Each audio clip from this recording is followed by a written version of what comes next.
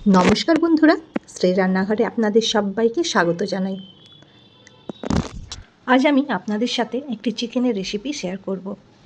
খুবই সহজ এবং খেতে ভীষণই সুস্বাদু, খানিকটা ধাবা স্টাইলের চিকেন কষার মতো। তাহলে চলুন রেসিপিটি শুরু করি। 500 গ্রাম চিকেন নিয়েছি। চিকেনটাকে ভালো করে ধুয়ে নিয়ে ওর মধ্যে 1 টুকরো পাতিলেবুর রস, 1 চামচ আদা রসুনের পেস্ট, 1 চামচ লঙ্কা গুঁড়ো দিয়ে ভালো করে ম্যারিনেট করে রাখছি আধ ঘন্টা। এখানে আমি নুন ব্যবহার করছি না, তার কারণটা পরে বলবো। গ্যাসে কড়া বসিয়ে তাতে 2 চামচ সর্ষে তেল দিলাম। তেলটা গরম হয়ে গেলে পেঁয়াজ কুচি দিয়ে পেঁয়াজটাকে একটু ভেজে নেব। পেঁয়াজটা খানিকটা নরম হয়ে গেলে ওর মধ্যে টুকরো করে কেটে নেওয়া ক্যাপসিকাম দিয়ে আবার কিছুক্ষণ ভেজে নেব। স্বাদ মতো নুন দিলাম। খেয়াল রাখবো মাংসে আমার নুন দেওয়া ছিল না, তাই পরিমাণ মতো নুনটা এখানে আপনারা ইউজ করবেন। একটু ভাজা ভাজা হয়ে গেলে ওর মধ্যে 2 থেকে 3 চামচ আদা রসুন এর পেস্ট দিয়ে দিলাম।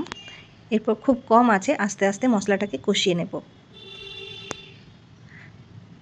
8 থেকে 10টা কাজু বাদাম দিলাম, টমেটো কুচি দিয়ে কম আঁচে মশলাটাকে কষিয়ে নেব।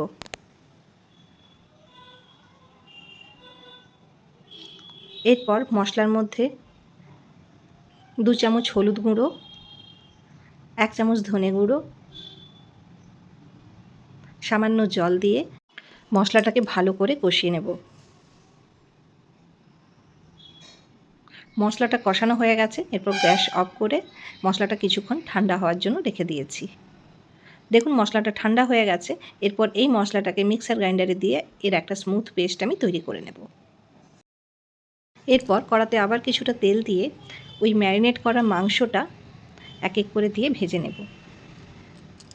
মাংসের মধ্যে নুন মাখানো ছিল না, তার একটাই কারণ, নুন মাখানো থাকলে ভাজার সময় মাংস থেকে জল বেরিয়ে আসে, তাই ভাজাটা ঠিক মতন হয় না। তাই আমি মাংসে নুনটা মাখিয়ে রাখিনি। এরপর খুব কম আঁচে আস্তে আস্তে মাংসটা ভেজে নেব।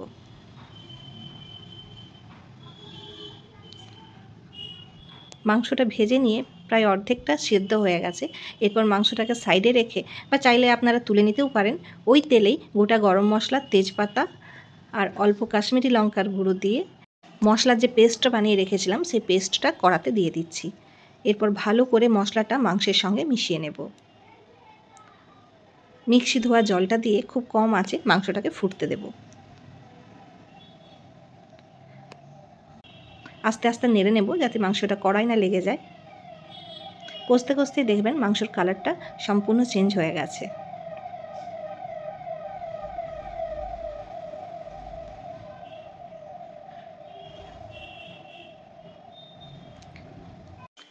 দেখুন আস্তে আস্তে মাংসের কালারটা কীরকম চেঞ্জ হচ্ছে, আর মাংসটা থেকে অনেকটাই তেল বেরিয়েছে। আপনারা দেখেছেন আমি এই মাংসে কতটা কম তেল ব্যবহার করেছি।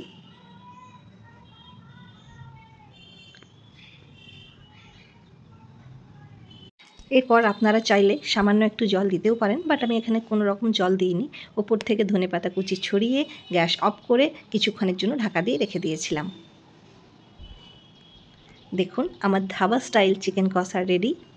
এটা গরম গরম আপনি রুটি, পরোটা, নান কিংবা লুচির সাথেও খেতে পারেন। হ্যাঁ, ভাতের সাথেও খেলে মন্দ লাগবে না।